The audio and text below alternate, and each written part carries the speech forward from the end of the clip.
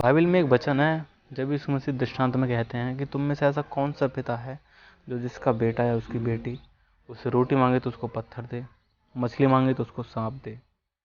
अर्थात जब तुम बुरे होकर अपने बच्चों को अच्छी वस्तु देना जानते हो तो तुम्हारा स्वर्गीय पिता तुमको पवित्र आत्मा क्यों ना देगा। लेकिन वो हमारे मांगने के ऊपर है कि हम कैसे मांगते हैं।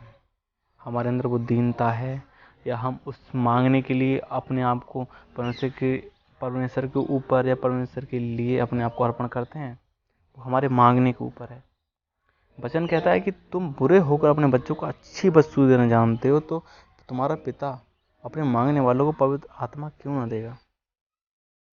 अगर हम परमेश्वर से अच्छा प्यार सच्चे दिल से प्यार करें और उसकी तरफ मुड़ें तो वो हमारे पाप क्षमा करने में विश्वास योग्य धर्मी है और फिर वो जो हम मांगते हैं वो हमें देता है।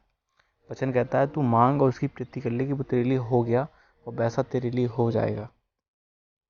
बस वो हमारे मांगने के ऊपर है कि हम कैसे मांगते हैं। अगर हम परमेश्वर की अधीनता में चलते हैं, परमेश्वर के साथ अपने जीवन को जीते हैं, परमेश्वर के भय में जीवन जीते हैं तो परमेश्वर हमारी हर एक प्रार्थना को सुनता है। वचन कहता है दानियल ने जब प्रार्थना करी तो उसका उत्तर लेके उसका जो उत्तर था वो स्वर्गदूत लेके उसी दिन आ गया था, वरन वो रास्ते में रुका क्योंकि शैतान के दूतों ने उसको रोक के रखा था। उसके बाद दानियल रुका नहीं था प्रार्थना करना, छोड़ा नहीं था उसने, वो कंटिन्यू प्रार्थना करता रहा था। और वचन कहता है 21 दिन के बाद जब मिकाएल स्वर्गदूत ने उस स्वर्गदूत को शैतान के दूतों से बचाया और शैतान के सारे दूतों को उसने खत्म करके दानियल की प्रार्थना को उत्तर लेके दानियल के पास आया, तब उसने कहा कि हे दानियल तेरी प्रार्थना को उत्तर पहले दिन ही सुन लिया गया था। ऐसे ही हमारे ऊपर है, हमारी प्रार्थना को उत्तर तो सुन लिया जाता है क्योंकि परमेश्वर हमारी छोटी छोटी प्रार्थनाओं को उत्तर देता है। क्योंकि अगर हम प्रार्थना करते हैं, अगर उस प्रार्थना को परमेश्वर यीशु मसीह आमीन ना कहे तो हमारी प्रार्थना का क्या मतलब है। लेकिन अगर हम परमेश्वर की अधीनता में चलते हैं, परमेश्वर के साथ जीवन जीते हैं तो परमेश्वर हमारी प्रार्थनाओं को सुनता है। कभी कभी ऐसा होता है कि हमारी प्रार्थना का उत्तर लेट हो जाता है, जैसे दानियल की प्रार्थना का उत्तर लेट हो गया था।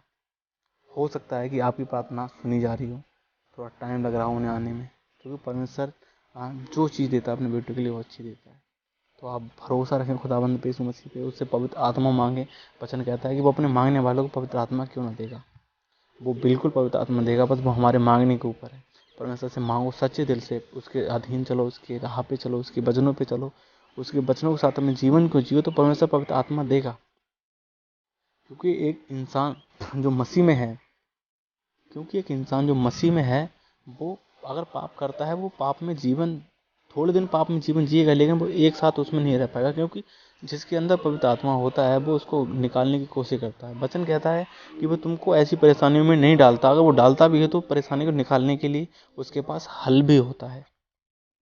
तो अगर हम परमेश्वर से सच्चे दिल से प्यार करें, उसकी आज्ञाओं को माने, उसके वचनों पे सुधि लगाएं, उसमें विश्वास में बढ़ते जाएं तो परमेश्वर हमको पवित्र आत्मा देगा। और उसका वचन हमसे साफ साफ कहता है अपने विश्वास को बढ़ाइए, क्योंकि वचन कहता है विश्वास सुनने से और सुनना प्रभु के वचन से होता है।